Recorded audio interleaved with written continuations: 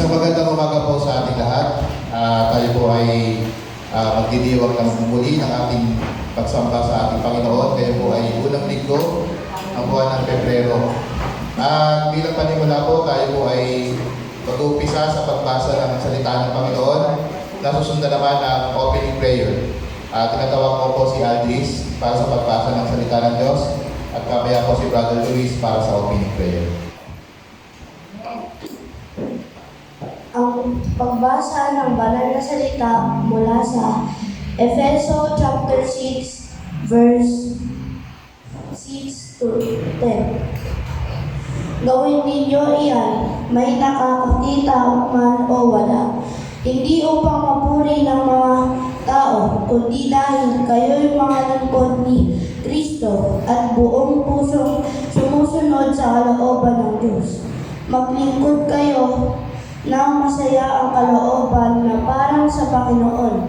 Kayo'y naglilingkod at hindi sa tao, sapagkat alam ninyong gagatipalaan ng Panginoon ang bawat mabuting gawa. Nino man, maging siya man ay alipin o malaya. Mga amo, maging mabait kayo sa inyong mga alipin, at huwag silang pagbabantaan. Huwag ninyong kalilimutan na kayo'y parehong alipin ng iisang Panginoon na nasa langit, at bantay ang kanyang pagtingin sa inyo.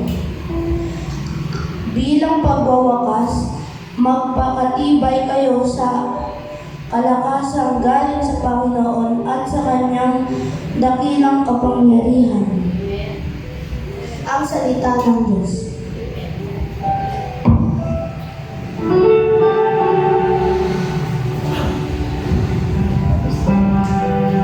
Sige po, tayo po'y manatili sa presensya ng Panginoon. Amen. Pigit po natin ang ating mga mata. Tayo po ay padalangin sa ating Panginoon. Purihin po natin ang ating Panginoon. Hallelujah. Hallelujah, Jesus. Hallelujah. Purihin ka, Panginoon. Hallelujah.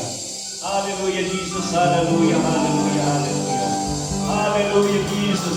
Hallelujah, Jesus. Hallelujah. Hallelujah. Hallelujah. Hallelujah. Hallelujah, Jesus. Hallelujah. Diyos ang makapangyarihan sa lahat, kami po, Panginoon, ay narito, Panginoon God.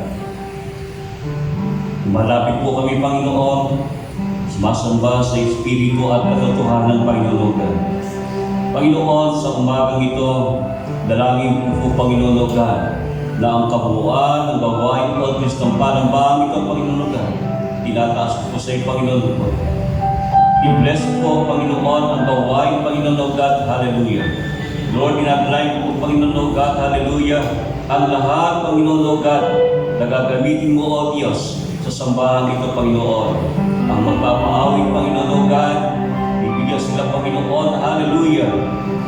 Ng pagsamba, Panginoon, ng awit ng pagsamba sa iyo, Panginoon. Hallelujah. Hallelujah, hallelujah. Upang sa pamagitan ng mga awit ito, O Diyos, Ikaw ay maluwalhati ng aming mga buhay, Panginoon God.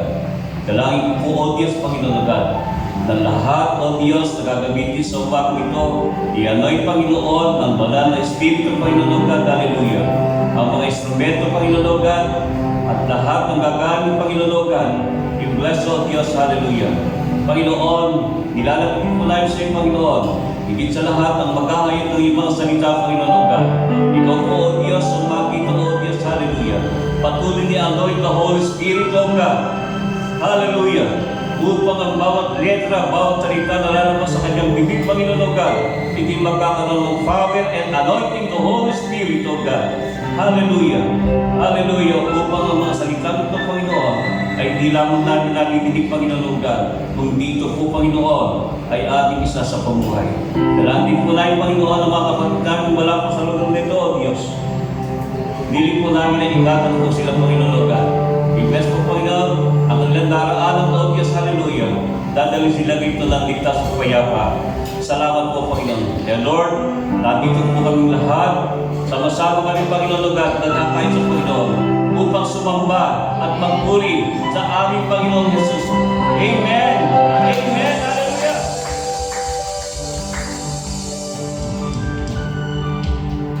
Amen.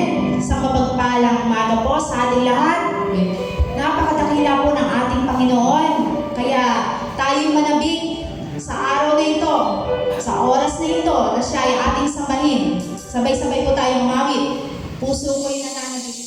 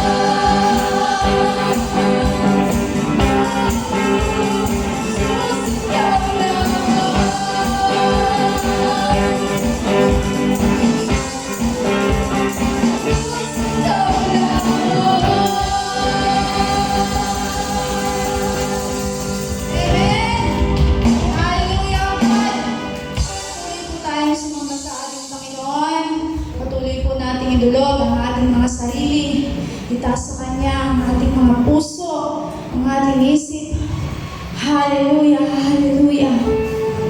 Hallelujah. Hallelujah, Diyos. Purihin ka, Panginoon, sa oras na ito. Sa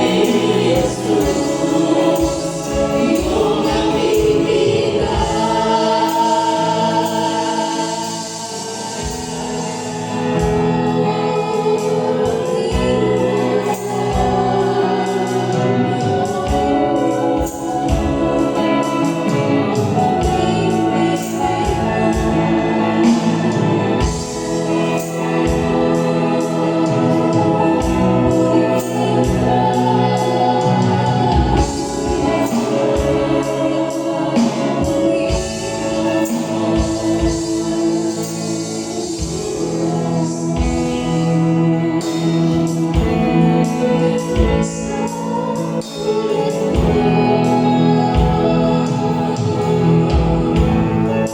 po namin natin mga kamay, pagdating po tayo sa mukha sa Panginoon. Sambahin natin siya sa Espiritu at katotohanan. Sa oras na ito, manalangin ang lahat ng ating alalahanin. Tayo ay sumamba sa oras na ito, pagdating natin ang ating mga sarili. Hallelujah, hallelujah, hallelujah, oh, hallelujah.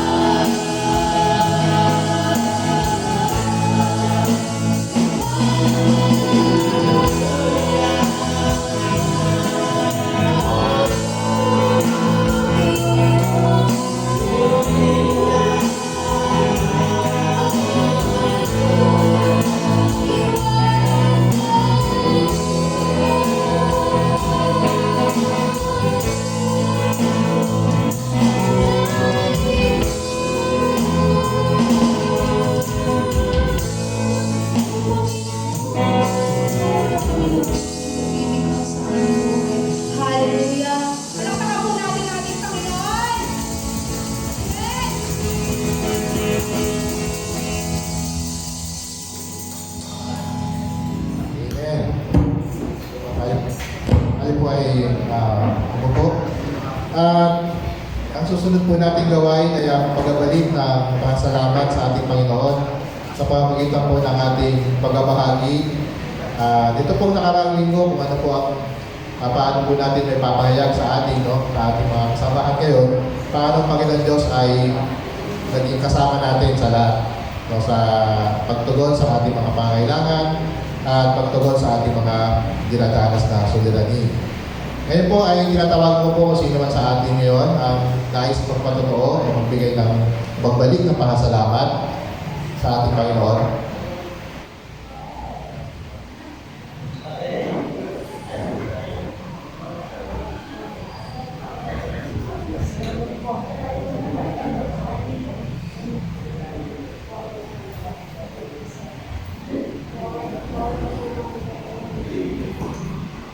Meron po ba mga kapatid?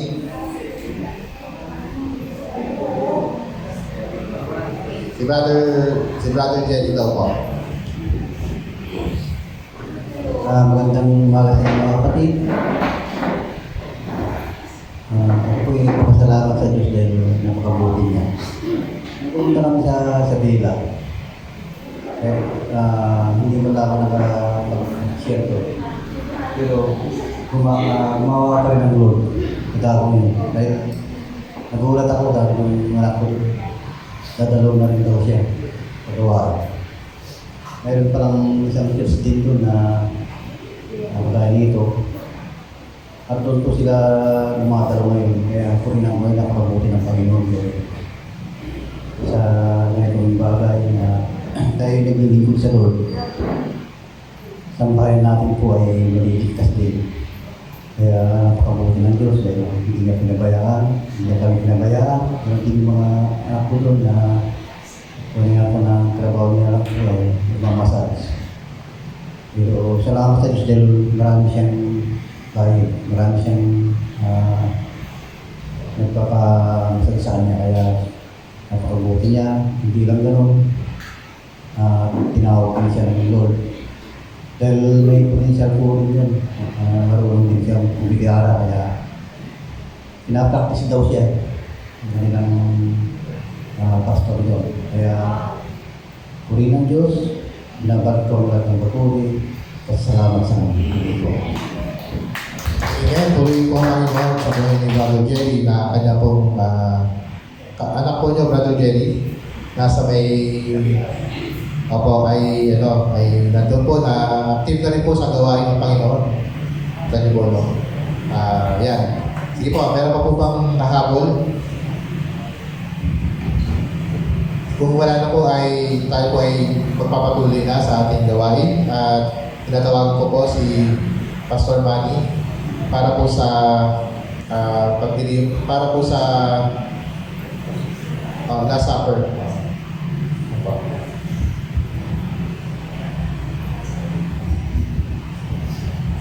Amen. Sige po, ihanda po natin ang ating mga sarili sa pakikibahagi sa banal na hapunan o tinatawag po nating Last Supper.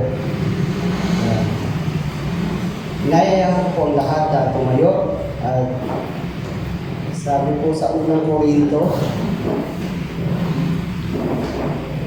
dapat po nating maunawaan na kapag tayo po ay makikipag-isa sa ating Panginoon, ibig sabihin po yan, kung paano ang ating Diyos ay banal, dapat tayo po ay maging banal sa Kanyang harapan.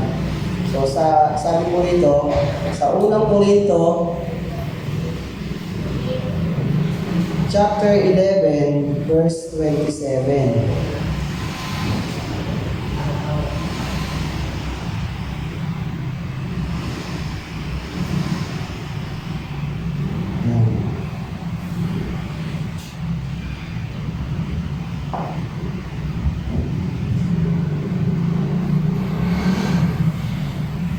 Kaya ang sino mang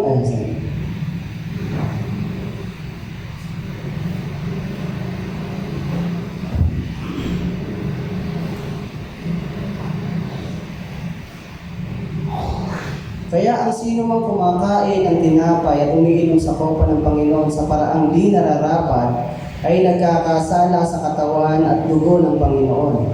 Kaya dapat siyasatin ng tao ang kanyang sarili bago siya kumain ng tinapay at uminom sa kopa. Sapagkat sino mang kumakain at umiinom ng hindi kinikilala ang kahalagahan ng katawan ng Panginoon ay kumakain at umiinom ng kahatulan sa kanyang sarili.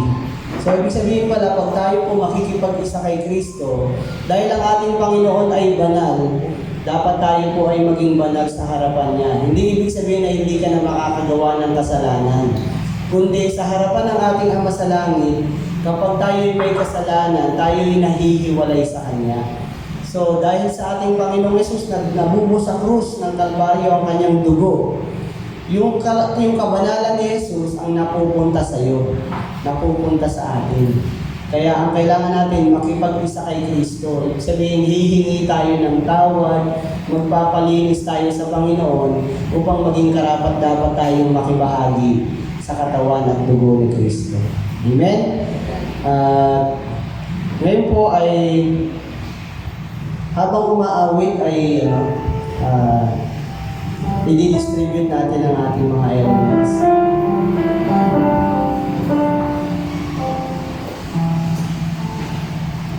Amen. Awitin po natin yung sukdulang biyaya.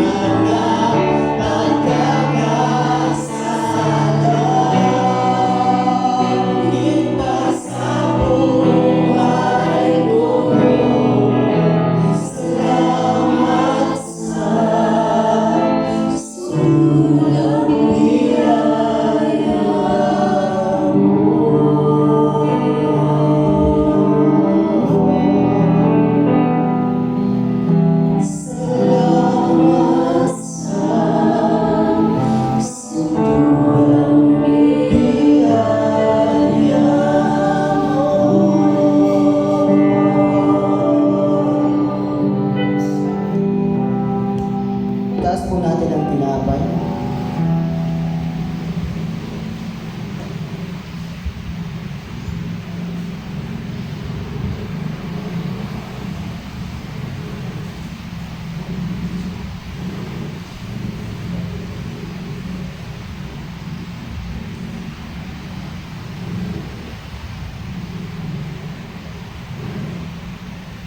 Sapagkat ito ang turo na tinanggap ko mula sa Panginoon at ibinibigay ko naman sa inyo.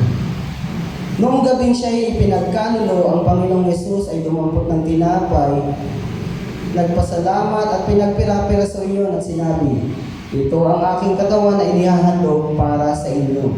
Gawin ninyo ito bilang pag-alaala sa akin. Tayo pong lahat ay kumain. Maraming Diyos na makapangyarihan, salamat po sa katawan na nabayubay sa krus ng Kalbaryo.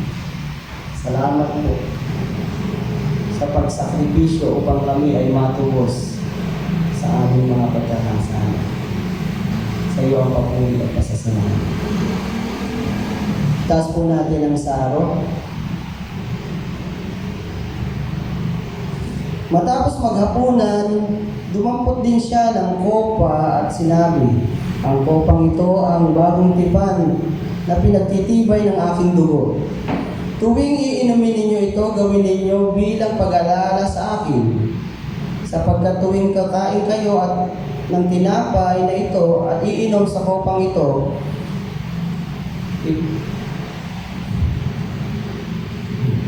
ipinapahayag ninyo ang kamatayan ng Panginoon hanggang sa kanyang muling pagparito. Tayo po lahat ay uminom.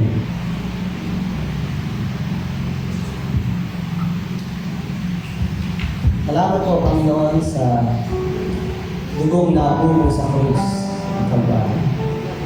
Salamat po. Kami naging banal sa iyong harapan. Salamat po sa kapatawaran at patuloy na paglilinis. Kami ay patuloy na makikipag-isa sa iyo, Panginoong Yesus, bilang aming Panginoon at tagapagligtas. Sa iyo ang papuri, ang kaluwalhatian at pasasalamat, pangalan ng Yesus. Amen. Amen.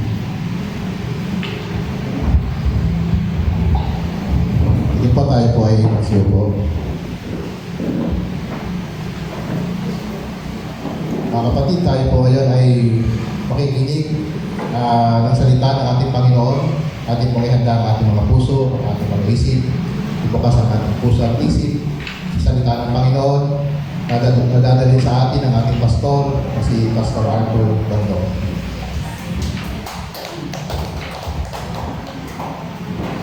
Amen. Magandang umaga po. Ngitian niyo po yung katabi niyo.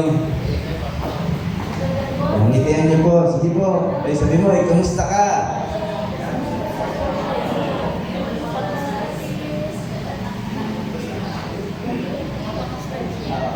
Yun. So, salamat sa ating Panginoong Diyos. Alam niyo po, marami pa yung dapat na ipagpasalamat sa Panginoon. Amen po ba? Sabi nga, in everything, give thanks, for this is the will of God concerning you. No, ano pa man yung sitwasyon ng ating buhay, dapat po tayo magpasalamat sa Panginoon. At siya nga pala, Happy Valentine's. Happy Valentine's, yan. Salamat sa pagkatawa ay meron ka Valentino. O ka-Valentino ko si Lord. Talaga. Sige, tayo po ay tumungo sa ating pag-aaral ng salita ng Diyos. Dahil po buwan ng Pebrero, ito po yung ating topic, the servant's heart. Yan. The servant's heart. At yung ating pong, ayun po ang ating theme o tema sa buong buwan. Yan po yung ating pag-aaralan. To ascertain that theme, nilagyan po natin siya ng topic, to narrow the theme. Do I have a servant's heart? Ito po yung question, ako nga ba ay may pusong, mapaglingkod sa Panginoon? No? Yung ating pong, dapat text. Namali ako ng type. Talagang, sa sensya na po tao lang. Dapat po text yan yung 15. Matthew chapter 20, verse 28. Okay po, tayo po ay ating pong basahin. 1, 2, 3, go. Just as the Son of Man did not come to be served, but to serve and to give His life as a ransom for many. Sige po, isa pa po. Just as the Son of Man did not come to be served, but to serve and to give His life as a ransom for many. Tayo po'y manalangin. Aming Amang Diyos, lubos kami nagpapasalamat sapagkat Ikaw ang Diyos na siyang nagmamahal sa amin at Ikaw po ang Diyos na aming pinaglilingkuran. Panginoon, salamat sapagkat inihayag mo sa amin ang iyong kalooban at nais mo, Panginoong Diyos, na sa lahat ng aming gagawin, O Diyos, Ikaw po ay aming mapaglingkuran. Pagpalain po ang iyong mga salita na aming pong pag-aaralan sa umagang ito. Binubuksan po namin ang aming isipan at ang aming mga puso upang tanggapin ang iyong mga salita. Sa pangalan po ng aming Panginoong Yesus. Amen. Amen. So, the servant's heart. Meron ka ba niyan? Tabi mo sa katabi mo, meron ka ba niyan? Yung puso, maglilingkod sa Panginoon, no? At ang sabi nga sa topic natin, it is a question, no? Do I have a servant's heart? Nung ako po ay hindi pa mananampalataya, kapag ako'y gumagawa, ginagawa ko rin naman yung the best na magagawa ko. Pero ang gusto ko ay malugod yung tao, pinagsisilbihan ko. Yun ang aking isipan. Gusto ko matuwa siya kung sa aking gagawin. Di po ba? At ganyan tayo, no? Pero nung ako'y naging mananampalataya, ay naging iba na ang direksyon ng aking isipan. At yan ay dahil po sa salita ng Diyos na nagbago ng aking isipan sa aking pong paglilingkod. No? Ang sabi ng Bible, whatever you do it for the glory of God.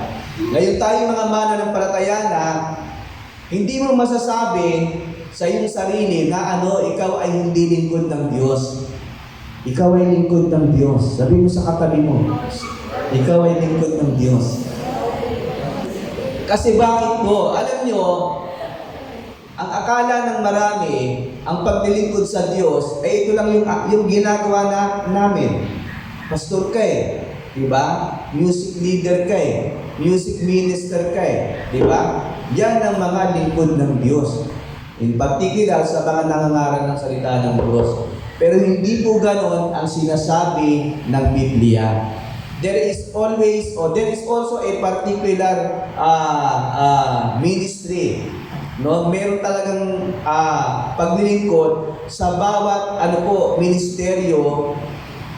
Saan? Sa gawain ng ating Panginoon.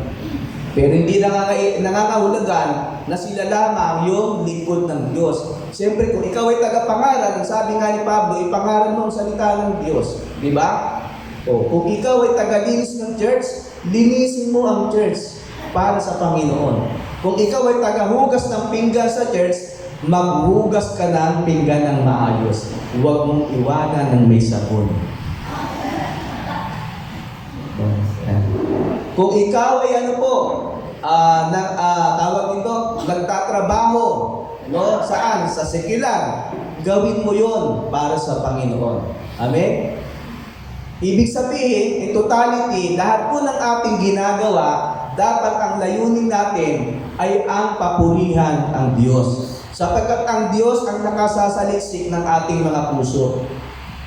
Nagtrabaho din po ako sa secular, 10 taon ako na electrician. At pag nagkakabit ako ng box, minsan nagkabit ako ng box, tabingi. Sabi ko sa puno ko, Foreman, okay na yan?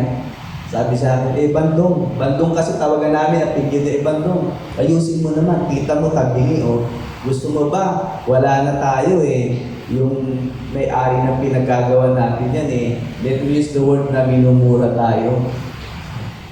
Dito ba? Siyempre, tabingi, di ayusin mo. Inayos ko po yun, pinantay ko. At laging nare-remind tayo ng salita ng Diyos. At ito po yung question sa atin, do I have a servant heart? O yan po ay tanong sa bawat isa sa atin. Amen? At dito po sa Matthew chapter 20 verse 28, ito po ay pagbibigay mismo ng halimbawa ng ating Panginoong Diyos. Sabi diyan, just as the Son of Man did not come to be served, but to serve and to give His life as a ransom for many. Bay, napakabigat nito. Sabi dito, ang anak ng tao ay hindi naparito upang paglingkuran, kundi siya ay naparito upang maglingkod, ialay ang kanyang buhay para sa marami. Yan po ang ating Panginoong Yesus na dapat tularan ng mga mananampalataya. Amen? So dapat ikaw mismo, sa pasimula ng iyong buhay Kristiyano at sumampalataya ka sa Panginoon at ang naging gabay mo ang salita ng Diyos, dapat maging malinaw sa iyo ang posisyon ng puso mo sa Panginoon. Sapagkat ang puso mo ay isang extension ng kaharian ng Diyos. Amen? Extension niya ng kaharian ng Diyos. Diyan naghahari ang ating Panginoong Diyos. Kaya lahat ng gagawin mo ay para sa Panginoon. Amen? Palakpakan po natin ang ating Panginoong Diyos. Sabi diyan, tulad ng anak ng tao, siya'y naparito upang maglingkod. At hindi upang paglingkuran. At ang sabi, to give His life as a ransom for many. Tingnan po natin yung kabuuan yan. Okay? Let us read Matthew chapter 20, verse 20 hanggang 28. Basahin ko po sa wikang Tagalog. Sabi po ito sa Matthew 20, verse 20 hanggang 28. Ang kahilingan ng ina ni Santiago at ni Juan. Lumapit kay Jesus ang asawa ni Zebedeo kasama ang kanyang mga anak. May ibig siyang hilingin, kaya't lumuhod siya sa harapan ni Jesus. Ano ang ibig mo? Tanong ni Jesus. Sumagot siya, sana ipagkaloob ninyo sa dalawa kong anak na ito ang karapatan na makaupo katabi ninyo sa inyong kaharian. Isa sa kanan at isa sa kaliwa. Hindi ninyo nalalaman ang inyong hinihingi, sabi ni Jesus sa kanila. Mababata ba ninyo ang hirap na babatahin ko? Opo, tugin nila. Sinabi ni Jesus, ang hirap na babatahin ko'y babatahin nga ninyo, ngunit wala sa akin ang pagpapasya kung sino ang mauupo sa aking kanan at sa aking kaliwa. Ang mga luklukang sinasabi ninyo'y para sa mga pinaghandaan ng aking Ama. Nang marinig ito ng 10 alagad, nagalit sila sa magkapatid, kaya't pinalapit sila ni Jesus at sinabi sa kanila, alam ninyo na ang mga pinuno ng mga hentil ay naghaharing sa kanila, at ang mga dinadakila ang siyang nasusunod. Ngunit hindi ganyan ang dapat umiral sa inyo. Sa halip, ang sino man sa inyo na ibig maging dakila ay dapat maging lingkod. At ang sino mang ibig maging pinuno ay dapat maging alipin ninyo tulad ng anak ng tao na naparito hindi upang paglingkuran, kundi upang maglingkod at ialay ang kanyang buhay upang matubos ang marami. So, it is a clear and vivid illustration of the Word of God. Napakalinaw po na lalo na doon sa verse 25, sabi diyan, kaya't pinalapit sila ni Jesus at sinabi sa kanila, alam niyo na ang mga pinuno ng mga hentil ay naghahari sa kanila at ang dinadakila ang siyang sinusunod. Sa mundo natin, ang pamantayan ganito. Amin po ba? Kapag ikaw ay may pinuno, may amo ka, yung amo mo ang iyong pinaglilingkuran. Di po ba? Gusto nila sila yung nasud na pinaglilingkuran nyo. No? O anong ibig sabihin ito? Gusto ng mga amo, ma-please mo sila. Di ba? Yung paglilingkod mo, dapat malulugod sila, magugustuhan nila yung serbisyo mo. No? Yun ang gusto ng mga amo sa mundong ito. Yan ang pamantayan nila. Even though they are also, a worker. No? They are also a worker. Kaya lang, yung kanilang pagiging worker siguro, ay worker ng kanilang kayamanan. Kaya siguro ganun. No? Yung kanilang paglilingkod ay paglilingkod na nakabase saan? Sa lahat ng kanilang tinatangkilik at ayaw na ayaw nilang mawala yun. At dito ang gusto nila, sabi nga, yung mga pinuno, katulad na saan, nasa let me use the example, yung mga pinuno saan? Sa ating bansa, di po ba? Yan ang kanilang mentality, no? Na sila dapat ang pinaglilingkuran. No? Yan ang kanilang isipan. Kaya pagka nakikiusap ka, galing pa sa'yo. Diba? O pansinin niyo mga government, diba? Leader natin, diba? Ang tataas na kanilang palagay sa sarili. Kasi mga pinuno sila No? Ganon ang isipan ng mga pinuno ng mundong ito. Bakit? Hindi naman natin masisi. Baka hindi nila alam ang salita ng Diyos. Kaya huwag kang hahatol huwag mo silang hatulan Kasi baka hindi nila alam ang sinasabi ng salita ng Diyos. Kasi pag hinatulan mo, nagkakasala ka na nun. Diba? Ang mangyayari, magkakaroon ka ng galit sa iyong puso. So dito, binibigyang linaw na ang ating Panginoong Yesus, ang sabi niya, kaya pinalapit sila ni Jesus at sinabi sa kanila, alam niyo na ang mga pinuno ng mga hentil ay naghahari sa kanila at ang dinadakila ang siya sinusunod. Which means yung mga leader, yun ang mga sinusunod. No? Hindi naman po mali na sila'y sundin.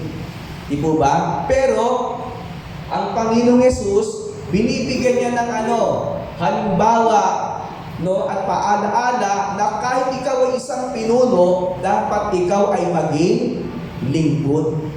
Magpakita ka ng halimbawa sa iyong pinamumunuan. Di po ba? Yun ang gustong i-address ng Panginoon dito. No? At dito po ay walang excuse. No? Lahat po ito ay in general, lahat po ng tao ay dapat ganon. Sad to say, nakakalungkot nga lamang po kapag hindi nila alam ang katotohanan ito. Kaya hindi nila matanggap sa kanilang sarili, ba't ako magwawalis dyan? Manager ako Diba? Ba't ako maghuhugas ng pinggan dyan? Manager ako Ba't ako maghuhugas ng pinggan dyan? Pastor ako Bakit magwawalis ako dyan? Pastor ako Bakit magpupunas ako ng bangko dyan? Pastor ako Song leader ako. Bible study leader ako. Diba? So hindi po ganun. No, ano man ang posisyon natin sa buhay, dapat matuto tayong maging lingkod. And the question is, do I have a servant heart? Meron nga po ba tayong puso na paglingkod sa Panginoon? At dito, ano po sabi ng ating Panginoon? Sa verse 26, ngunit sabi niya, hindi ganyan ang dapat umiral sa inyo. Sa halip, ang sino man sa inyo na ibig maging dakila ay dapat maging lingkod. Ano yung ibig sabihin ng Panginoon dito? Sa halip, ang sino mang ibig maging dakila ay dapat maging lingkod. Kung ang isipan mo ay maging dakila lamang sa harapan ng tao, pwede naman. Pero ikaw ang pinakaaba sa harapan ng Diyos. Yun ang nakakalungkot. Pero dito, pansinin ninyo, ang sabi ng Panginoong Yesus, ang sino bang ibig maging, sa halip, ang sino bang ibig maging dakila ay dapat maging lingkod. Kanino mo ba nais maging dakila? Maging dakila sa harapan ng tao o maging dakila sa harapan ng Diyos? Amen po ba? Isipin po natin yung sinasabi ng Biblia. Ang sabi po ng ating Panginoong Yesus, hindi ganyan ang dapat umiral sa inyo. Sabi ng Panginoon, hindi dapat maging ganyan ang isipan ninyo. Hindi dapat maging ganyan ang inyong mga kaisipan. Hindi dapat maging ganyan ang panuntunan ninyo. Ang sabi ng Panginoon, sa halip, ang sino mang ibig na maging dakila ay dapat maging lingkod. Ngayon, ang question, kanino ba ibig maging dakila? Sa Diyos o sa tao? Kaya dito, it's a matter of choice, di ba? Ikaw yan. Yamang inihag sa atin ng Panginoon ng kanyang kalooban, kanino mo ibig maging dakila? Sa harapan ba ng tao, maging papulan ko yung bait niya, napakasipag niya. Pero siyempre, ganyan ako. Di ba may mga ganang tao, no? Pag napapapurihan, lalong, di ba? Lalong umiere, no? Pero dito, malinaw na ang gusto ng Panginoon, siya ang ating bigyan ng kaluhuran. Kaya saan mang institusyon naroon ka, no?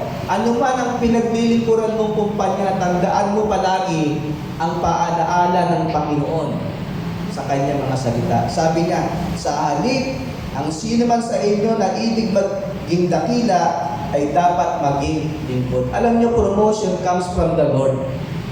Amen po ba? Yung promotion mula talaga sa Panginoon yan. Magpakasipag ka lang at lahat ng ginagawa mo, ialay mo sa Panginoon. Huwag sa tao lang. Of course, siyempre kasama na yan, di ba? Pag ikaw ay nagtrabaho ng maayos at ginagawa mo sa Panginoon, it will carry, to please also your boss.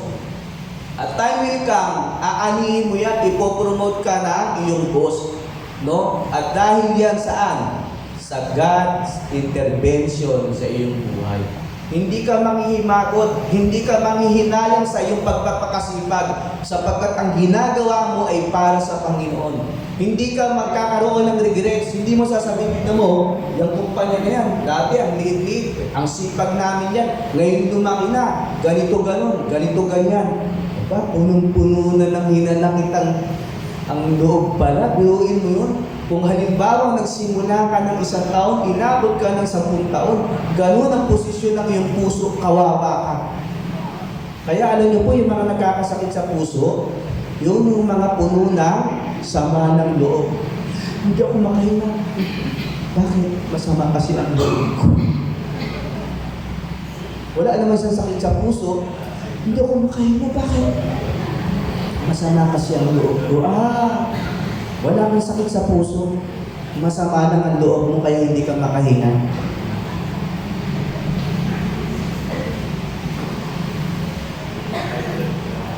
Hello po. Amen po ba? Alam nyo, ako po'y nagtrabaho sa electrical. At kami ay, yung amo namin, sa bahay lang nila kami sumusweldo. Tapos I think 92 o 93 o 92 or 93 dyan po kami nagpasimula. Sa bahay lang kami sumusweldo hanggang sa lumaki ng lumaki yun. Kaya naging namin ng SM, lahat po ng SM nahawakan po namin yan. At mga high-rise na building, yan, yung mga pabrika sa Dabong Maliit, Ribisco, State Line, Woodless na, JBC, yan. Tanda ko na pala. Yan po dyan ako nagtrabaho sa electrical. At sabi ko hanggang sa lumaki yung kumpanya namin, basta ako, trabaho lang sa Panginoon. Kasi mananampalataya po ako nun. Hanggang sa yun, hanggang naging ang promotion ko hanggang maging leadman. Kasi ayoko maging foreman. Mahirap. Mahirap po talaga. Tapos yung sweldo mo, ganun. Noon po, ang sweldo ko, 106. Noon po yun, ang tanda ko na talaga. Noon po, ganun po ang sweldo ko noon, 106. Pero nagsimula, hanggang sa lumaki din ng lumaki, sa biyaya ng Diyos, yun, hindi nga na ako nakaipon. So dito makita po natin na napakaganda na ang ginagawa mo ay para sa Panginoon. Bakit? You are directed by the Word of God. Wala kang regrets talaga. Kaya nung ako po ay nagkaroon ng regrets sa kumpanya namin, wala po talaga akong pinagsisihan. Sapagkat ginawa ko ang lahat ng pagsisikap, yun ay para sa Panginoon. Wala po akong lugi ron. Kahit na sabihin natin yung kumpanya na aking pinasukan kulang ng compensation, Kasi doon wala kaming sick leave, wala kaming vacation leave. Wala po talaga noon. Wala kaming insurance. Kaya pag nakuryente ka, paktay ka. Kaya ingat ka na lang. Ganun po talaga labanan noon. Kaya mahirap.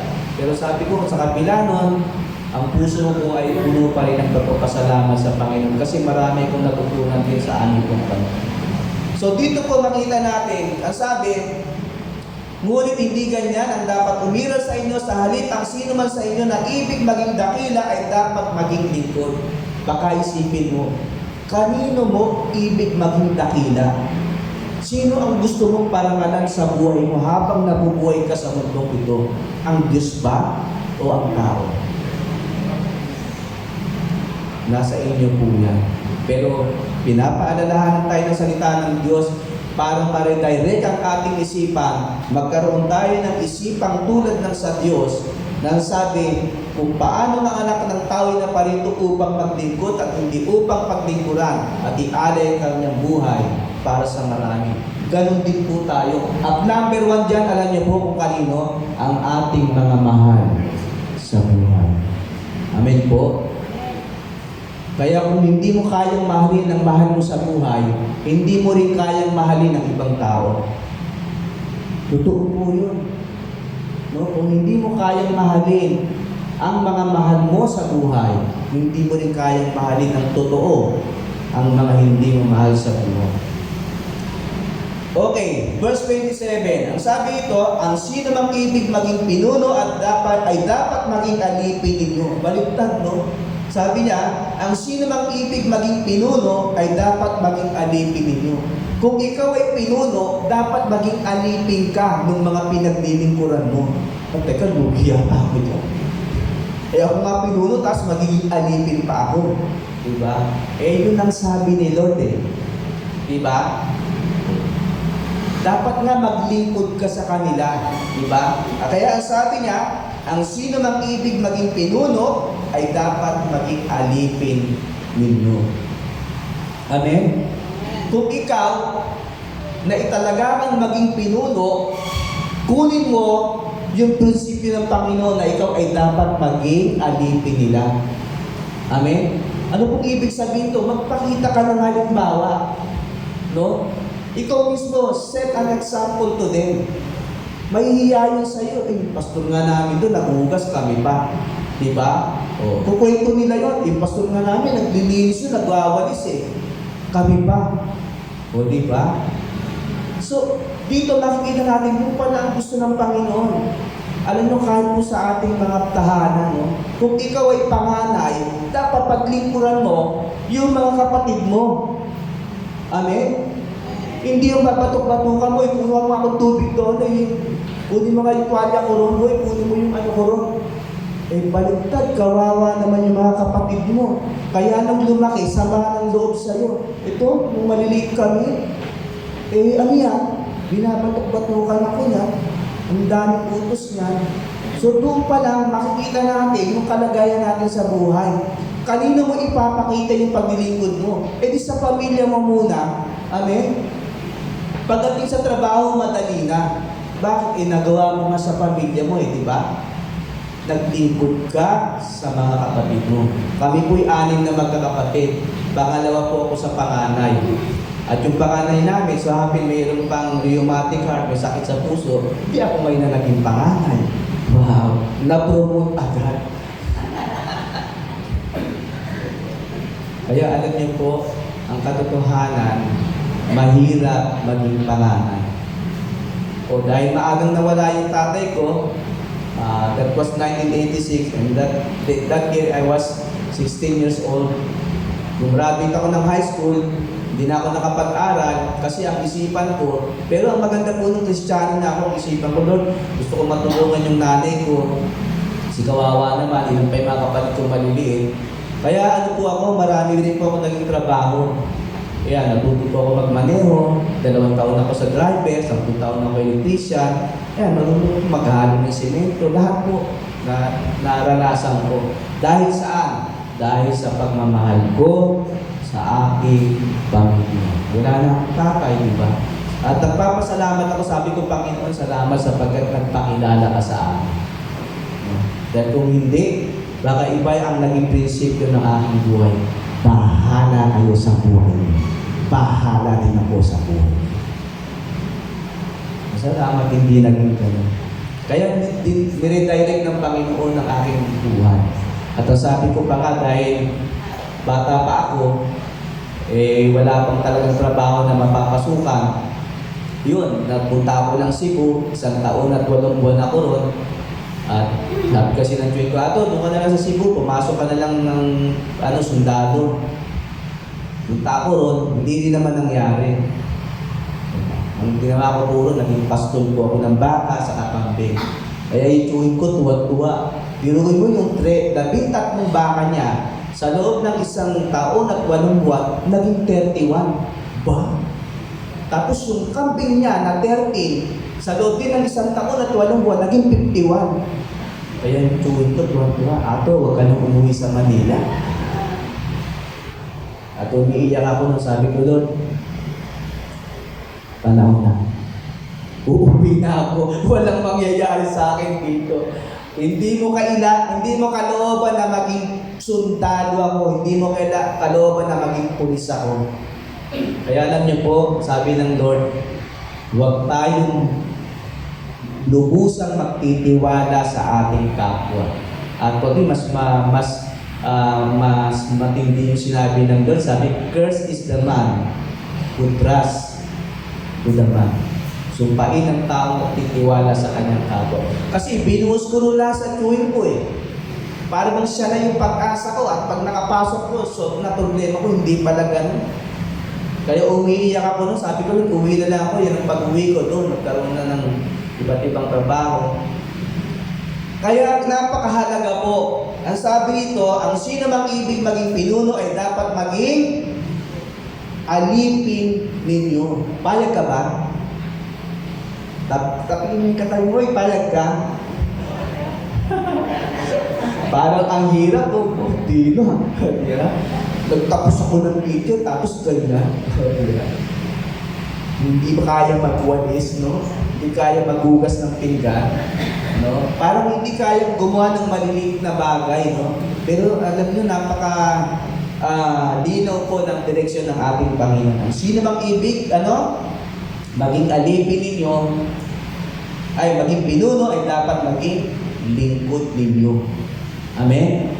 Nalakpakan po natin ang ating Panginoon. Sabi dyan, verse 28, tulad ng anak ng tao, na parito hindi upang paglingkuran, kundi upang maglingkod. Hello? Katulad ng anak ng tao, sino po yun? Ang ating Panginoong Yesus, na naparito upang maglingkod at hindi upang paglingkuran. Yan ang direksyon ng bawat mananampalataya. Amen? Tularan natin ang ating Panginoong Jesucristo. At ang sabi nga po ito, at ialay ang kanyang buhay upang matubos ang marami. So napaka-linaw, no? Do I have a servant's heart? Meron ba akong puso na mapaglingkod? Meron naman. Depende. May magana, no? Depende sa pinaglilingkuran. Hindi po gano'n. Malinaw po yan na inituro sa atin ng ating Panginoon. Amen po? So tingnan po natin. Sabi diyan, service is a key of element of God's kingdom. Jesus Himself came to the earth not to be served but to serve, especially today's self-seeking society. We must learn what service is, how to serve a servant heart before God. Kasi ang bida sa buhay natin, hindi ikaw. Amen? Ang bida sa buhay natin bilang Kristiyano, hindi ikaw. Ang bida dapat ang Diyos. Amen? Kaya dapat mapapurihan ng Diyos sa lahat ng ating ginagawa. Nasa ang institusyon ka man, no? Nasa ang opisina ka man. Kahit na ikaw ay janitor, gawin mo yun para sa Panginoon. No? Siyempre, pag ginawa mo sa Paginoon, igagawin mo yung iyong best. di ba? Gagawin mo yung pinakamagaling mo, yung pinakakaya mo lang. Huwag naman yung sobra na, baka mami, alam mo yun no? Alam mo yun. Kasi anumang ginagawa natin para sa Panginoon, magdudulot palagi yan sa atin ng kagalakan. Amen? Tandaan po natin, lahat ng ginagawa natin sa Panginoon, magdudulot yan ng kagalakan sa ating mga puso. Kasi si Lord ang nagbibigay sa atin ng kakayanan upang isakatuparan ang kanyang kalooban. Service is a key of element of God's kingdom. Jesus himself came to the earth not to be served but to serve, but especially today's self-seeking service society. Kasi ang mundo nga natin ay ibang-iba, di po ba? Ang mga pinuno, ang siya, pinaglilingkuran. Sabi niya, we must learn, dapat matutunan natin ang paglilingkod at tayo magkaroon ng pusong naglilingkod sa harapan ng ating Panginoon Diyos. Amen po ba? Palampakan po natin ang ating Panginoon. So ito po, may mga points po na dapat nating makita. Number 1, a servant must be sincere to his words and action. Siyempre, kung ikaw ay lingkod, dapat maging tapat ka sa iyong mga salita. Hindi lang sa salita, at sa gawa. Amen po ba? Alam niyo, minsan dyan nasisira yung mga kontraktor, di ba? Lalo yung mga worker, di ba? Tatapusin namin yan. Ayun pala, hindi kaya. Sabi na.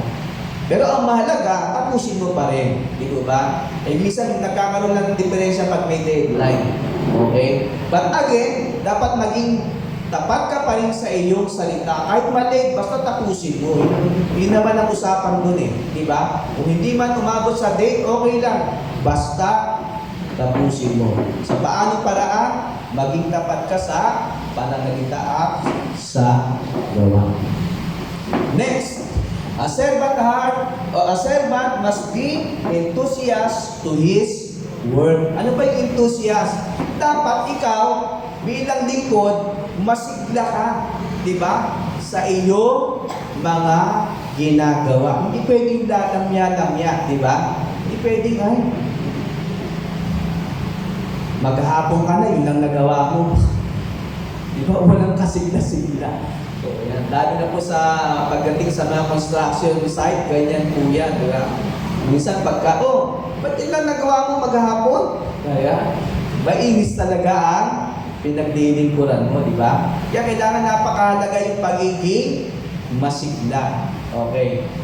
So, paano mo gagawin yun? Dapat, alagaan mo naman yung sarili mo. Huwag kang magpuyat, di ba? Alam mo yung pasok kinabukasan, magpupuyat ka ng kasi cellphone mo, di ba? Hanggang kinabukasan, o hanggang madaling araw, talagang walang sigla ang magiging katawan mo. Okay? So, ano man ang ating ginagawa, dapat meron tayong kasiglahan sa lahat po ng ating ginagawa. Next po, a servant heart should be respectable. Dapat ikaw na lingkod ay iginagalang, no? Hindi yan dahil sa status mo, no? Hindi yan dahil sa posisyon mo. Kundi kung ikaw ay naglilingkod, dapat ikaw ay iginagalang. Paano yun? Hindi magpakita ka ng paggalang, di ba? Pag kinakausap ka ng boss mo, sagutin mo naman na may paggalang. Hindi yung parang kaibigan mo yung boss mo. So, dapat titignan mo no? Kung sino yung kausap mo, di ba? So, dapat yan, magkaroon tayo ng paggalang, no? Pakikitungo sa ating kapwa.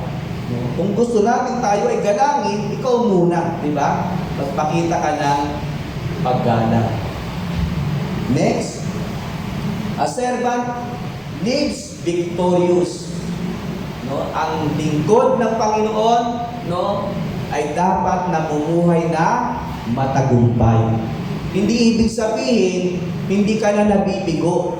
Ibig sabihin kahit yung pagkabigo mo ay nagiging stepping stone mo upang ikaw ay magtagumpay. Hindi ka na nanatili dun sa kabiguan mo. Kung talagang may mga taong gano'n, di ba? Pag failure na ayaw na, wala Hindi na siya nagsisikap No? Hindi po ganun sa atin. Kasi po ang ating Panginoong Yesus, akala ng mga tao, nung siya ipapos sa krus ng Kalbaryo at namatay, wala na. Diba? Tapos na ang kasaysayan ng mga, ng mga lingkod ng Panginoon. Hindi po. Namatay ang ating Panginoong Yesus, but after 3 days, siya po ay nabuhay. So, ganun din po tayo bilang mananampalataya. Kaya nga yung ating reward sa heaven, di ba? Everlasting life. So, kailangan maging magtagumpay tayo sa lahat ng ating ginagawa. Kasi yun ang disenyo ng Panginoon sa atin. Again, hindi ibig sabihin na you will never experience failure, no? Pero dapat yun ay maging daan upang ikaw ay magtagumpay. Yan, katulad po nung box na yan. Si Pastor Manny, umupa na ng ng sasakyan. Pagdating doon, hindi niya nakuha. Alam niyo po, ang halaga ng box na yan, 100 po yan eh. Ang sabi sa amin, yung box na yan, nagkakahalaga ng 1,000 plus. So, estimate na natin, 1,100, 200, gano'n. 100 yan, magkano po yan? 100 box siya. Suba, sabi natin, pilo mo, magkano kinuha ni Pastor Manny? Hindi lang yan, ha? Hindi lang din yan. Kinabukasan pa, namasahe ulit. Kumain pa kami. Pero mo, liit-liit, di ba? Kaya yung isang box po, yung box, nagkakahalaga po ng 1,100. At talagang blessing po yan. At meron po dahilan kung bakit po ang Panginoon ay i-bless ng mga bata. Again, a servant lives a victorious life. Dapat sa pang-araw-araw na buhay, dapat at the end of the day of your life, dapat tagumpay ka.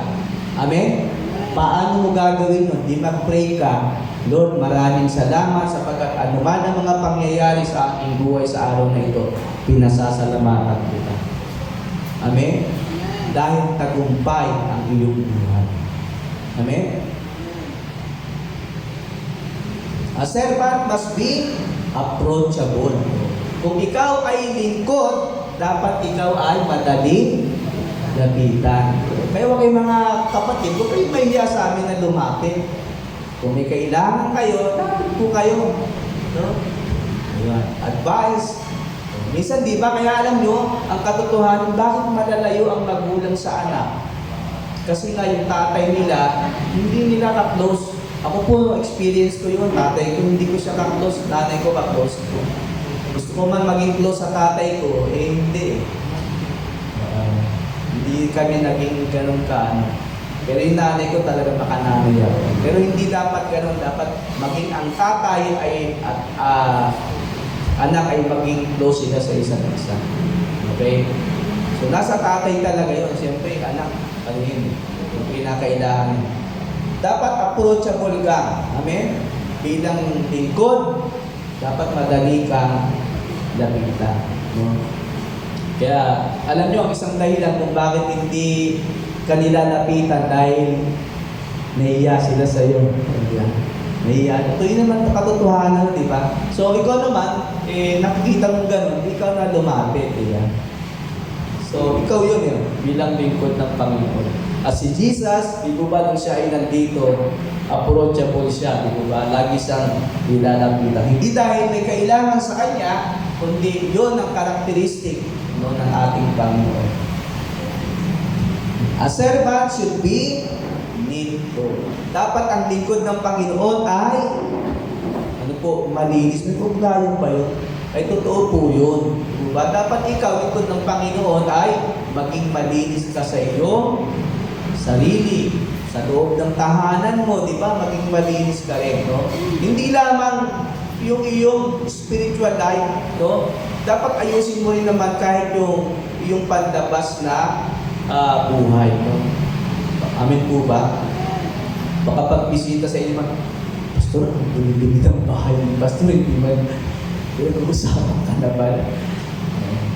So, a servant should be made. Kasi minsan tayo nakapokus lang saan, di ba? Sa ating spiritual life, di ba? Hindi naman po mali yun, pero it should be balanced, no? Para tayo ay maging mabuting halimbawa sa ating mga kapatid sa pananampalataya.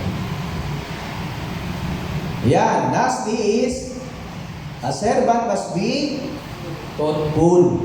Kaya na kailangan ng lingkod ng Panginoon ay maunawain. Diba? Pag sinabing maunawain, hindi siya agad-agad nagagalit. No? Hindi siya agad-agad nagbibitaw ng salita na makasasakit sa kanyang kapwa mananampalataya.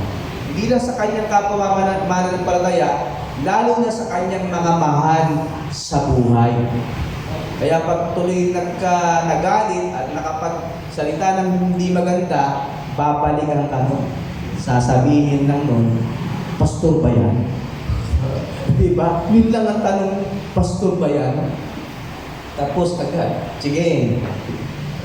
O hindi lang pastor lahat po ng mananampalataya. Sabi, buno-buno dito. Kristiyano ba yan?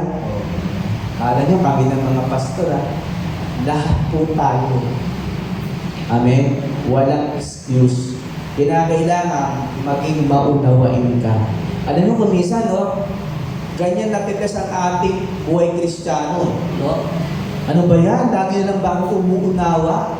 No? Lagi na lang ba ako? Tuloy ang tingin mo sa sarili mo, kawawa ka. Pero hindi po. Time will come, buksan ng Panginoon ang iyong isipan. At iti-treasure mo, Lord, salamat. Kasi kung hindi ako maunawain, baka marami na akong nasangkal. Kung hindi ako maunawain, baka marami na akong nasipa. Diba? Ayan po tayo bilang lingkod ng ating Panginoon. Amen? Palakpakan po natin ang ating Panginoon. So, ito po yung mga katangian na dapat ay meron tayo. Actually, napapansin yan po ay number 1, a servant must be sincere, a servant must be enthusiastic, a servant should be respectable, a servant lives victorious, a servant must be approachable, a servant should be neat, and a servant should be thoughtful. Kaya kung babasahin niyo po yan po ay words na servant. Lastly po, sabi dyan, having servant's heart means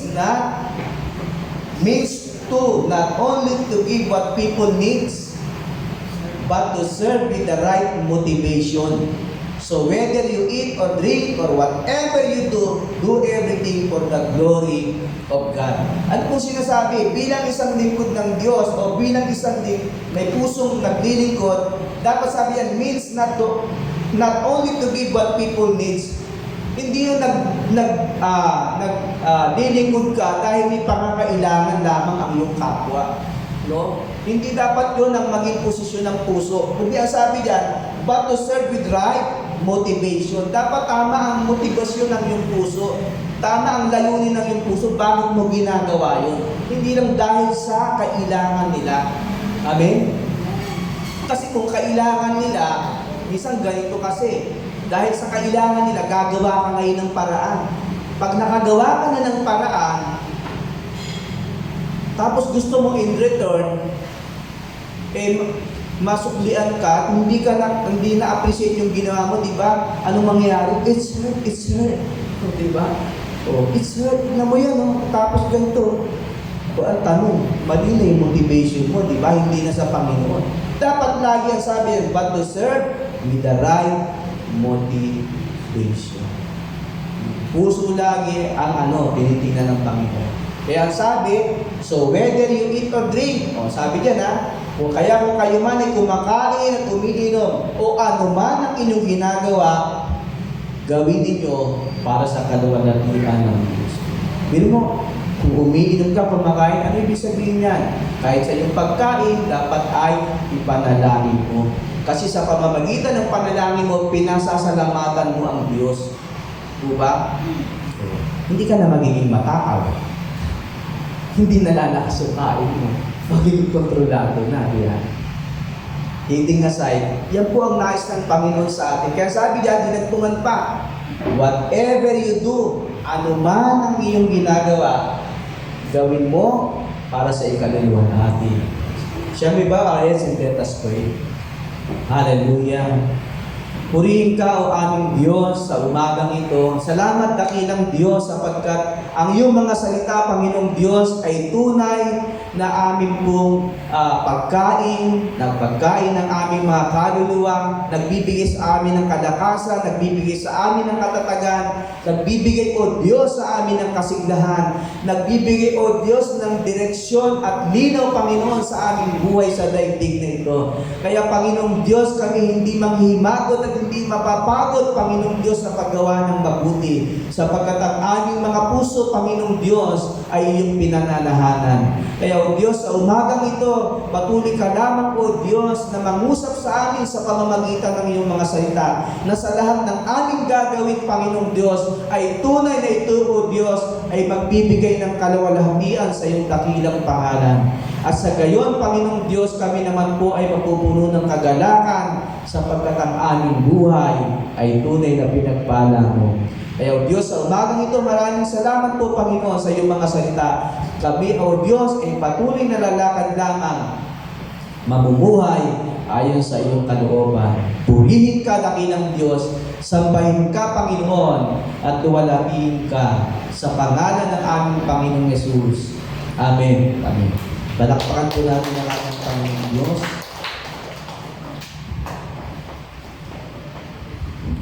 Purihin at pasalamatan po natin ang Panginoon sa kanyang mga salita na pinayag po sa atin ng ating pastor. Ngayon naman po ay dadako tayo sa gawain ng pagbibigay. Hayaan niyo pong basahin ko mula sa salita ng Panginoon. Mula sa Mateo 6,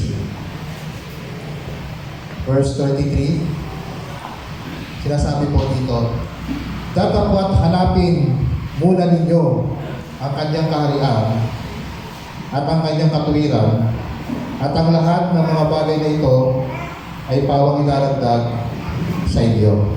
Yan po ipag-ilalayan natin at tayo po ay tumako muna sa maiksing panalangin. Panginoon Diyos, maraming salamat po sa lahat ng mga biyayang na pinagkakaroon niyo po sa amin patuloy sa araw-araw, Panginoon, sa inyong pag-iingat, sa inyong pagbibigay solusyon sa ano mga aming kailangan, Panginoon. Lahat po ito, lahat po ng biyaya namin tinatanggap at tinatamasa lahat ay mula sa iyo, Panginoon. Kaya sa amin po, sa mga araw sa dilipin ito, Panginoon, hayaan niyo po kami magbalik ng anuman, kaya namin, Panginoon, nakakaya namin, Panginoon, bilang ganda ng aming pagsampalataya sa iyo, Panginoon. Ayun po, sa pangililay po ng salita ng Panginoon, sinasabi po dyan, kadalasan po kasi ang formula natin, kung gusto nating masenso sa buhay, inuuna muna natin yung mga oportunidad. So, hinuhuli natin yung simba, hinuhuli natin yung mga Bible study, hinuhuli natin yung mga gawain ng Panginoon. So, pagkwiran natin, pag mayaman na ako, marami na akong pera, mag-donate ako ng maraming pera, magpapagawa ako ng simbahan, magpapagawa ako ng ito, ganyan. Kung gano'n po yung formula natin, inuuna po natin yung ating mga sarili munang paraan kung paano tayo giginhawa sa buhay. At ang ating pinaka-ganansya, saan lang tayo lalapit sa Panginoon para tulungan o magbigay. Sa baliktad po ang tinuturo ng ating Panginoon, ang sinasabi po ng Panginoon, kalimutan mo muna yan, anak, yung mga bagay na yan. No? Sinasabi po ng Panginoon sa atin, hanapin muna ang katuwiran ng Panginoon, hanapin muna ang kanyang kadakilaan. At kung ano man yung mga iniisip mo, ang Diyos ang magbibigay baliktad. Hindi po tayo magbibigay sa Panginoon. Ang Diyos po talaga ang tunay na magbibigay sa atin, kung ano man ang nararapat para sa atin.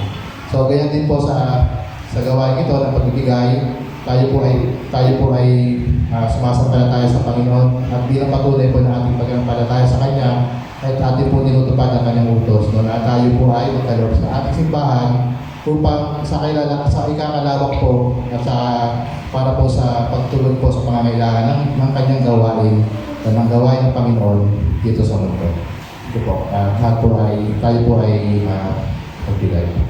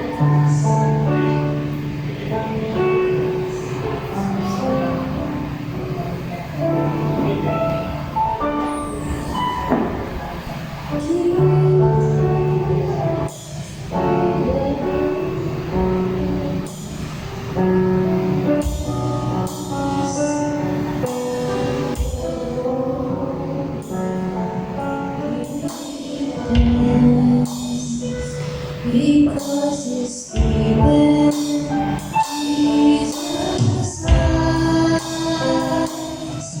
His Son, He lives in the grateful heart.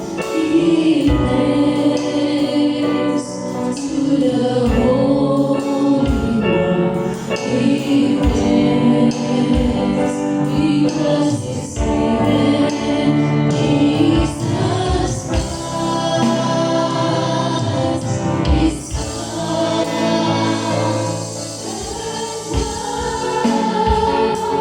And we say, I am strong. Let the poor say, I am rich, because of what the Lord has done for us.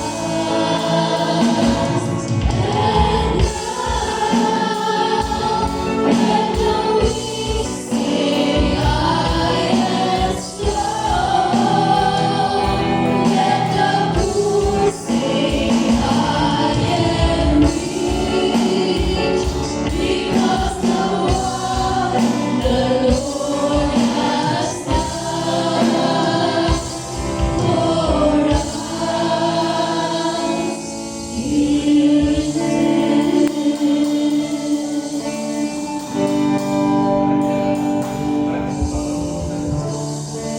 Tayo po muli ay tumayo para po sa pag-awat ng benediksyon.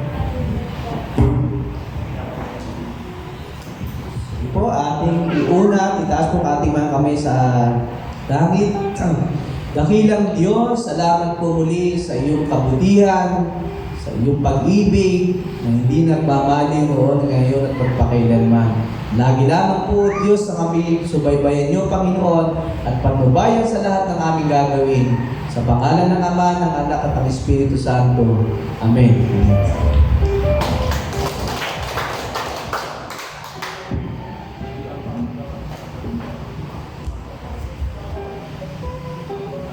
Amen. Tayo po'y muling umawit sa Panginoon.